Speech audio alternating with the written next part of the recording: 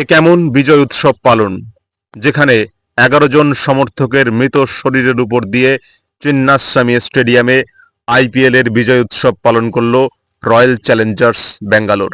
গত পরশুদিন আইপিএল এর ফাইনাল ম্যাচে কিংস পাঞ্জাবকে মাত্র ৬ রানে হারিয়ে আইপিএল এ প্রথমবার বিজয়ী হয় রয়্যাল চ্যালেঞ্জার্স ব্যাঙ্গালোর।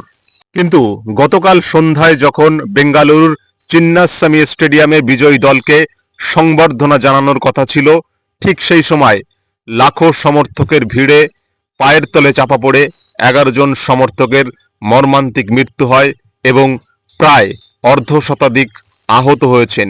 কিন্তু সেই অবস্থায়ও স্টেডিয়ামের ভিতরে চলছিল মুখ্যমন্ত্রীর প্রতিনিধিত্বে বিজয় উৎসব পালন।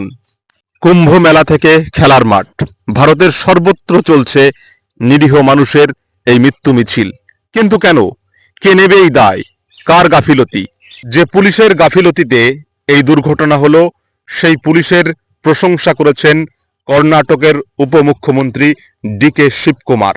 এই মর্মান্তিক ঘটনার পর কর্ণাটক ক্রিকেট অ্যাসোসিয়েশন এবং কর্ণাটক সরকারের পক্ষ থেকে ১০ লক্ষ টাকা করে ক্ষতিপূরণ দেওয়ার কথা ঘোষণা করা হয়েছে। কিন্তু বারবার এরকম প্রশাসনিক গাফিলতি থেকে এত বড় দুর্ঘটনার পর শুধুমাত্র কিছু টাকা ক্ষতিপূরণ দিলেই কি সব মাপ হয়ে যায়?